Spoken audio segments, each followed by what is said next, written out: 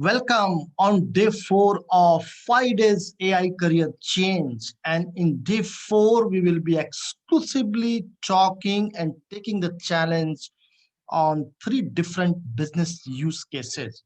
So if you continue till end, the agenda that what we are going to learn, the business use cases around machine learning and predictive analytics. And this is really, really exciting and interesting. Number 2 is computer vision, and number 3 is the facial recognition. This is what around we are going to discuss the business use cases. So let's get started. Before we get started, let's have a quick round of housekeeping. I really wish you must block your half an hour calendar, and you must be distracted from the social media, mobile, or maybe the computer.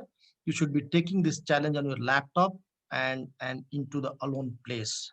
Number 2 is you must be taking a lot of notes, or maybe you should be noting down the reference technology as well as the business use case to really learn and figure it out, in which business use case, what kind of business use case you think that exists into your business function. So this is just a quick housekeeping. If you are excited and really ready to take the challenge, let's get started. So before you take the challenge, the business use case number 1, I really recommend you take paper and pen and think about how can you apply this business use case in your business function. So business use case number 1 is customer churn prediction. So essentially, let's first understand what is customer churn. So customer churn is that customer when stop using your product or services during a certain frame of the time. Essentially mean that what happens, customer churn, I mean customer will stop using your product or services, and this is one of the major problem for especially for telecommunication, entertainment, and the e-commerce company, and that directly hit their revenue. So look forward here. What happens? I mean, today, the entire growth strategy is there are 3 different strategies that companies build today. Number 1 is acquire the new customers in order to increase the revenue. Number 2, retain the customer, and number 3 is monetize by upselling, cross selling the product to the customer.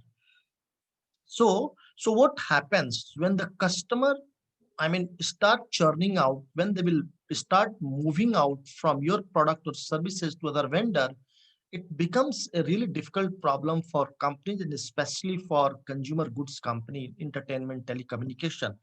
So how to solve this problem? And that's where your customer churn prediction, and especially the machine learning and predictive analytics, is solving this problem. So wherever you see any churn problem, you can build a productive model that will help either the telecom operators, or maybe entertainment, or maybe consumer goods, or wherever you see, to predict uh, the set of the customers who are likely to uh, churn, who are likely to move away in a certain frame of time.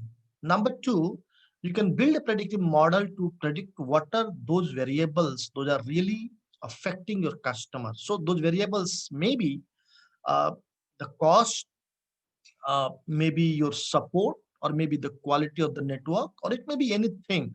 So number 2 is those variables, and number 3 prediction is you can predict what are the best possible solutions that may help the customer to retain. And it looks very simple on the paper, but when you go into the practical implementation, this is really very, very complex into bringing together multiple data set, cleansing, and then predicting. And number 3, look here, why this kind of prediction model, customer churn prediction model, is really interesting, because acquiring a new customer can go up to 25 times larger than the retaining the existing customers. So when you take the proactive actions to retain the customer, that really save the money, the customer onboarding money, acquiring the new customer cost. At the same time, those customer becomes your loyal customers, and that's how you can upsell and cross sell to your existing customers. So this is very important, uh, interesting use case for telecom, e-commerce as well as this one. So I would like to tell you this story. I mean, how one of the telecommunication provider, especially uh, during the COVID time, that when they realize they realize their customers are really moving away, uh, and then they are looking for a proactive measure. So that's the reason, and of course, they wanted to reduce the cost of the customer acquisition and retain the existing customer. So they have approximate 1 million users, and they actually they wish to build a predictive model that will predict who are the possible customers who are about to churn, who are about to move out, to whom proactively they can go and actually retain them. So overall, I talk to you that, I mean, the customers who are likely to cancel a subscription based on historical data, how to proactively stop them. So there are three things their goal is. Uh, number one is figure it out all those variables those are affecting the customers, or those are forcing the customer to move out the services. Number two is find it out all those customers who are best possible. I mean, the delta data, the set of the customer data set who are about to leave. And number three is, of course, uh, I mean, the best possible solution. So three things they wanted to do it. And of course, the primary platform that they have used is Spark Databricks. Spark Databricks is, maybe you can refer, Spark Databricks is one of the complete end-to-end data analytics platform.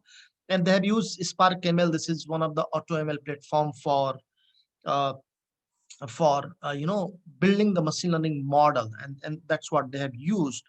Uh, so when it comes to the different algorithms, and this is very interesting part, I think you should also look for. They have used, I mean, whenever you build any machine learning platform, you need to look across the multiple models to figure it out the best algorithm. So they have used a decision tree, random forest, XGBoost tree. And when we have done a lot of evaluation and assessment, XGBoost tree, I mean, actually succeed and come up with a the very good accuracy level, and that's where we have used XGBoost tree. But primarily, this is a logistic regression problem, a binary classification. I mean, really, this customer will churn or not. We have used 1 year of customer service data, and of course, we have used logistic regression as I talked to you. You must be wondering what kind of data we might have taken, underlying data. So we have taken the data. I mean, there were approximate 28 features, but few of them, for example, all the IVR calls, we have taken all the emails, we have taken the SMS, we have taken the support details, and we have taken almost all the conversation, and that's what we have done it. So this is what I mean. This has become many a time people ask me sales and marketing where we can apply ML.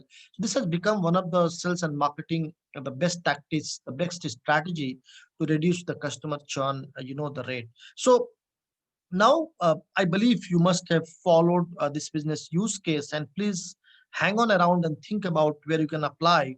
Meanwhile, you must be wondering what is the life cycle. So number one is the data preparation, and you must be wondering how this happens. So data preparation, the objective is to collect the multiple data sets from the different sources data set, and then club all the data sets. So we have taken approximate 12 to 15 different sources of what I talked to you did. IVR call details, email, support, chat, SMS. So we have taken all the source and prepared the data. And this happens on Databricks CPU. We have used the CPU. Number two is feature engineering. So you might, I mean, if in case you don't know, go and study about NLP feature engineering. But feature engineering is essentially the way of extracting the features, the way of extracting the right set of feature from the unstructured data, and this goes through the complete your the data pipeline. So pre-processing, feature extraction, modeling, encoding, I mean, it's all whole set of. And again, Databricks and the CPU model, again, the model selection is to actually figure it out, which is the best model, and then figure it out the accuracy and select one best model that will predict your overall the accuracy and the prediction. And that's what we have used. Again, the Databricks and CPU. Hyperparameter tuning is all about tuning and configuring the overall your model.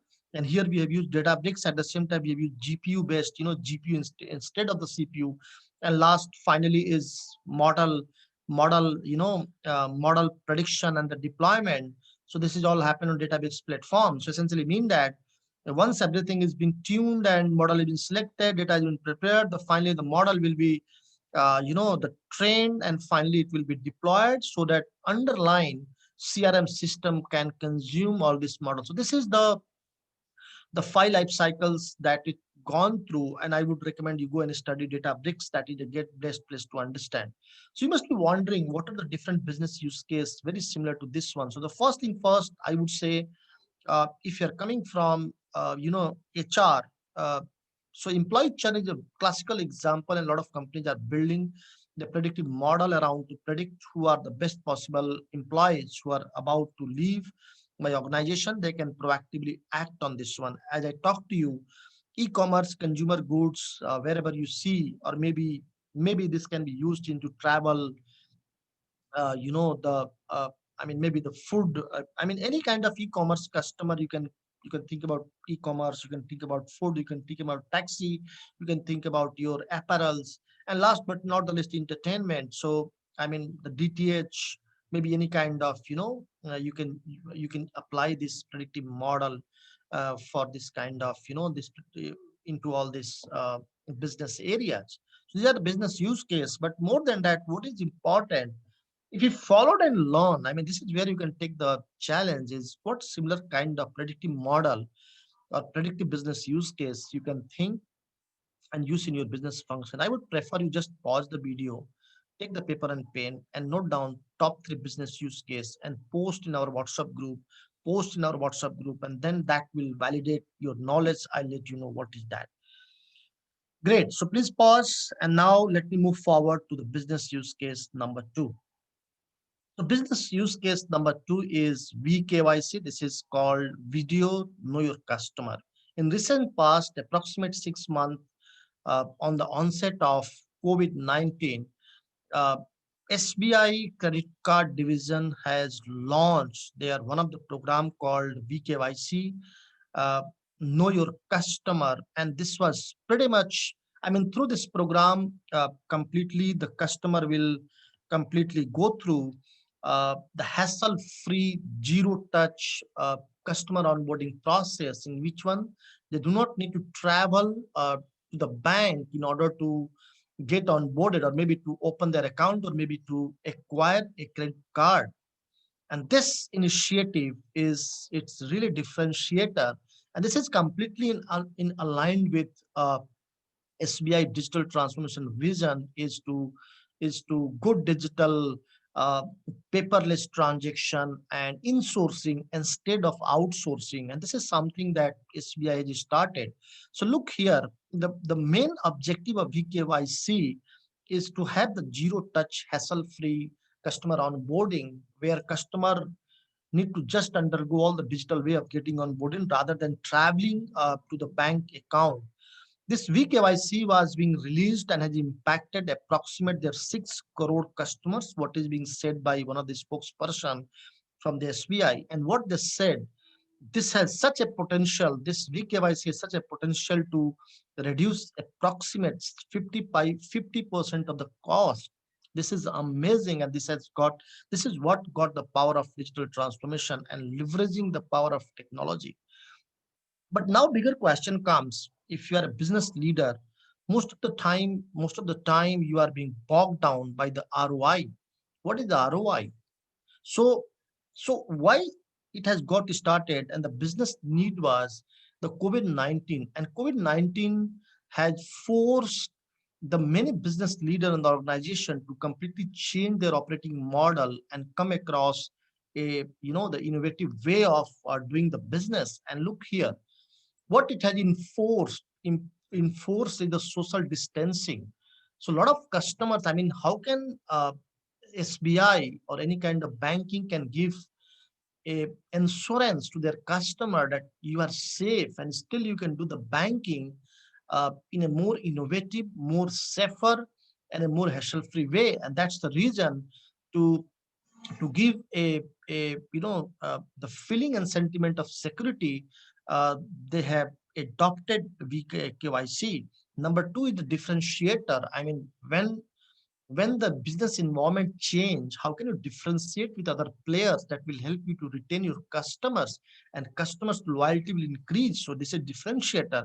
And last but not the least, this VKYC will definitely, it will help to prevent the fraud. I mean, there are crores of rupees each year happens fraud into the bank.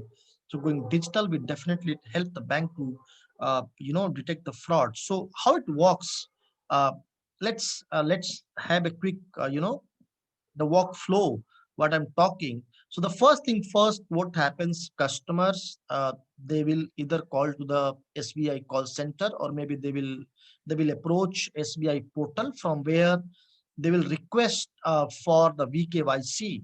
And once they will request, they will get an email of the entire portal URL, and the steps they need to follow, and essentially what customer will do, they will fill all the information on the portal, they will upload all the scanned document, and then they will submit to the bank authority. And once a bank will receive this authority, they will send the video call is scheduled and all the instruction with the verification code. And on that day, the scheduling day, the customer will come online. The customer will come online, and they will go through a different verification process. So they will go through geotagging, they go through the dynamic coding, they go through the validation of their documents, emails, and everything. And then if everything goes well, if all the verification being established, then they will be instantly onboarded to the customer. So let's watch a video. I mean, rather than I keep speaking, this is not the SBI one, this is the Kodak Mahindra, but for reference I'm just showing you. Please watch this one. See me and hear me clearly, sir? Absolutely, loud and clear. वैसे आपका mask काफी cool लग रहा है. Thank you, sir. Can you please confirm the city in your Aadhaar card address? Amchi, Mumbai. And your PIN code? 400025. Birth date? 6 July 1985. उम्र 34 साल. आई. May I take a photograph? Pose करने के लिए तो मैं ever ready. Frontal, sir. Oh. Perfect. Please, can you hold your PAN card? Okay. Just give me a minute to verify. Yeah, sure. Take your time. आजकल तो time ही time है. अरे आजकल तो time ही time है. आजकल तो time he time. Could you sign a blank paper and hold it up? बड़े दिन हो गए autograph दिए. Video KYC call done. Done. Welcome to Kotak 811. अरे तो एक बार बोल दीजिए ना ma'am. Great. So you might have gone through this बहुत दिन हो गए सुना. business use case. So now think about the moment, what are the different technology involved here, and please go and study. Number one technology is the computer vision, and this is really exciting into overall machine learning space. Number two is the facial recognition. So all the facial image detection and the face detection and validation, it all happens through facial recognition. AI OCR that helps to capture is the signature and validate the signature against the PAN card, as well as what is being provided to the bank. Natural language processing is used for classification, and all the documents and all the the further things are being classified using NLP. Speech to text is for converting all this speech into the text, and finally taking into the data and validating what essentially the gentleman is speaking. The geography AI is being to ensure that what is the location of the customer.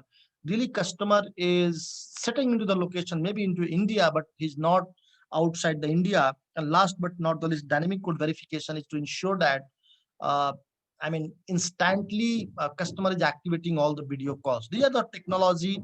I may not get into deep dive, but I would encourage you to go ahead and study about all this technology. So now coming back to the challenge, and I would really prefer you take a pause and take paper and pen and write down.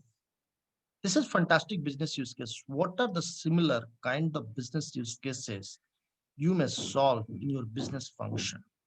Note down 3 different business use case and post on the WhatsApp group. That's where I'll validate and make sure that you are learning.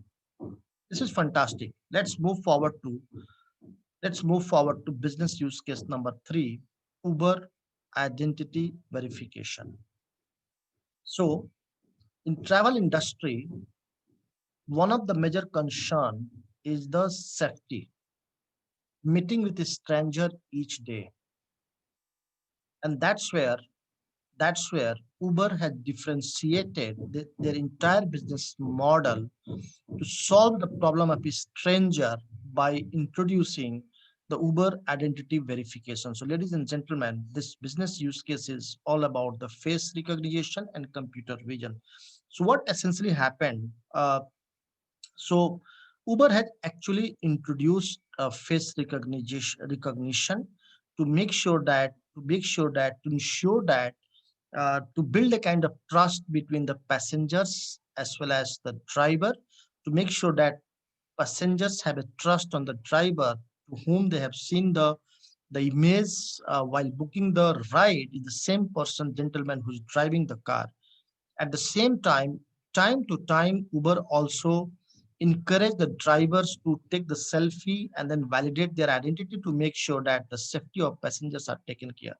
And Uber has used Microsoft Cognitive Services, computer vision to match their account live. So as I talked to you, that extra verification is to make sure that, the safety of the passengers. At the same time, it walks. Microsoft Cognitive Services walk into dim lights, even it walks into, in the nights, and really it walks and capture the right information. In one of the statement, the Uber what has saved, what really worked is to save the months of development work, and they could develop, they could devote this time to build the customer experience. And what I learned is it just took 3 weeks of time, 3 weeks of time to build a small POC and deploy. Interestingly, this is amazing. Just in 3 weeks, Microsoft Cognitive Services giving you ability to build the complete, this kind of model. So rather than I talk much, let me show you a quick video that will help you to understand this business use case. Please follow.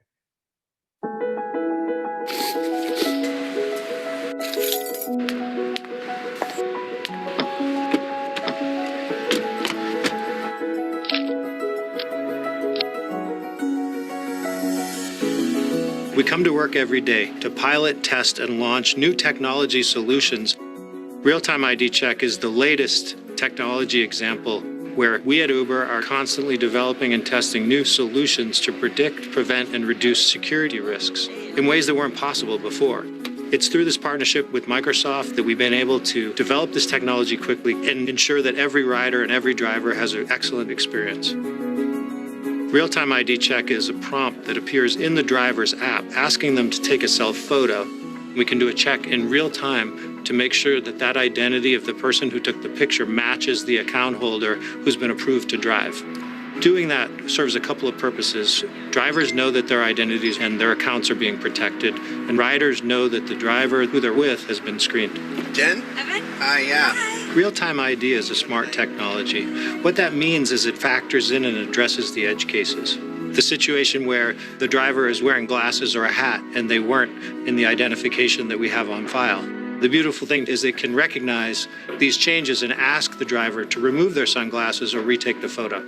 The partnership with Microsoft Cognitive Services allowed us to go from idea to execution to implementation across the country in a matter of months. Already, we've been able to make thousands of rides safer, and very soon we're going to be making millions of rides safer through this technology. This is great, fantastic. I think you must be excited by watching.